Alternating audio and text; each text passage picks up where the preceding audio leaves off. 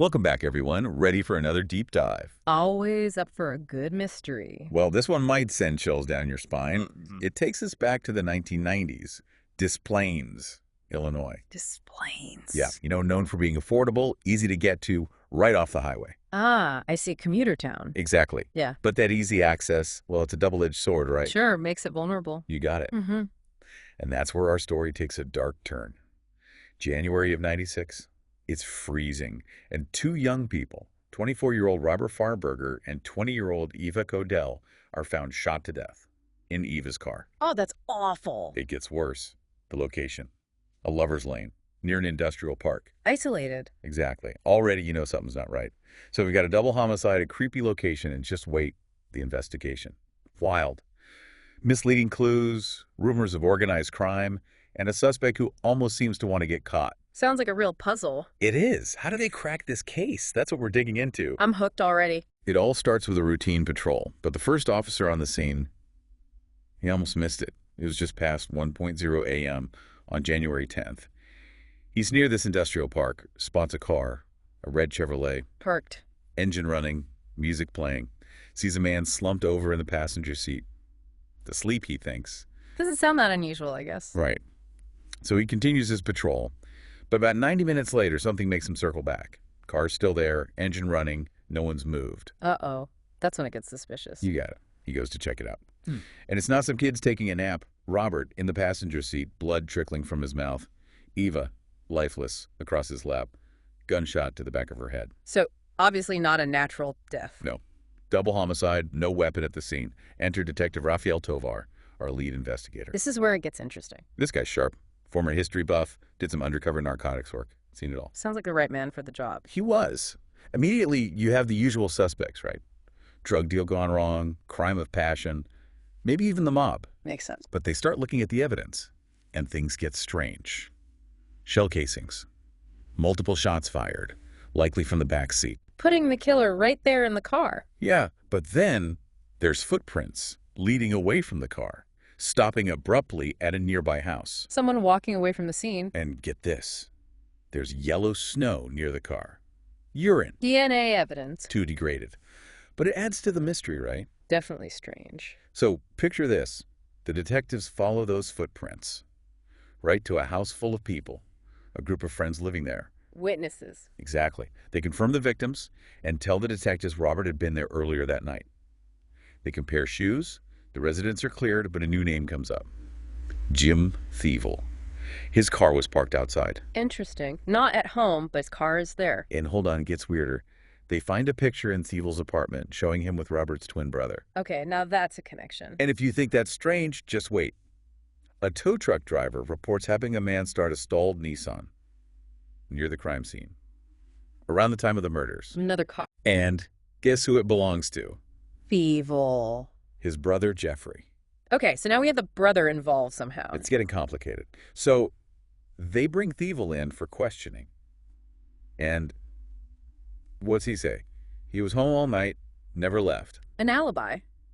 But then he changes his story, admits to being in the back seat of Eva's car with the victims, just hanging out, smoking some marijuana. Well, that's a pretty big change. Why would he admit to being there if he was involved? That's what the detectives thought, too. And that's where the roommate's testimony comes in. The roommate from the house. Yeah, the one who told them about Feevil. He says Feevil was furious with Robert, believed Robert had stolen a gun from him. Ah, so now there's a possible motive. Right, and it gets worse. The roommate overheard Feevil vowing to get him. That's not good. No, it isn't. And get this, the roommate tells them Feevil was obsessed with crime shows, always talking about the perfect murder. Almost like he was planning it. That's what the detectives were thinking. But they still needed hard evidence, right? The murder weapon, gone. And those footprints in the snow, still a mystery. A lot of circumstantial evidence, but nothing concrete. It's a tough spot to be in. And then Feevil moves to Oregon to live with his sister, a lawyer. Trying to get away from the investigation. Maybe. But the detectives aren't giving up. They find Feevil's ex-girlfriend, and she tells them some chilling things about conversations with Feevil, about the murders. What did he say? He talked about how he would have done things differently, almost bragging, like he was critiquing it, even talked about getting away with it. So he was thinking about it, at least. It's creepy, right? And then The ex-girlfriend tells them about Feevil's plans for disposing of evidence. And guess what? It matches the case. Almost exactly. It all starts to add up. So after years of putting it all together, they finally get an arrest warrant. They arrest him at work. Did he resist? His sister, the lawyer, she tries to fight it, tries to delay the extradition. Wow, sounds like a messy situation. It was. But they get him back to Illinois, the trial starts, and the prosecution builds their case on all that circumstantial evidence, witness testimonies, and the ex-girlfriend.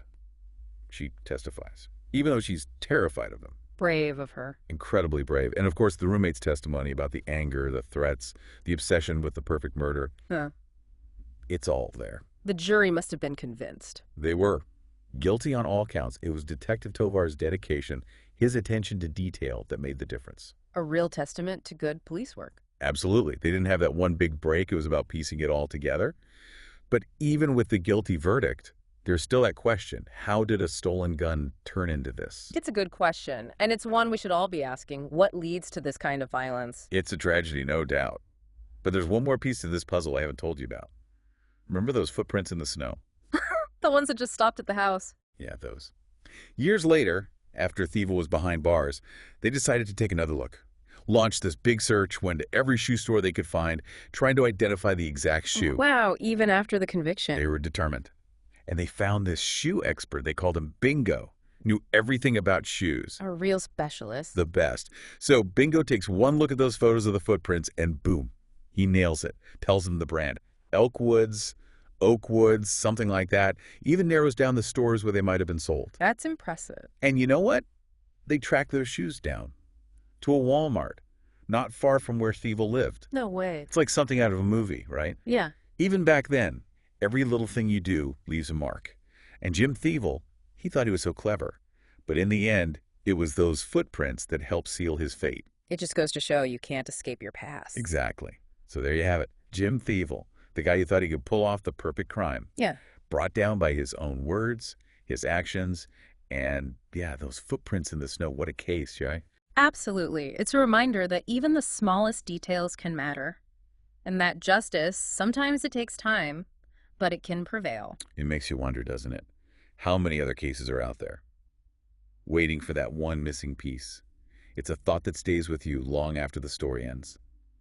But for now, that's our deep dive for today. Until next time. Stay curious, everyone.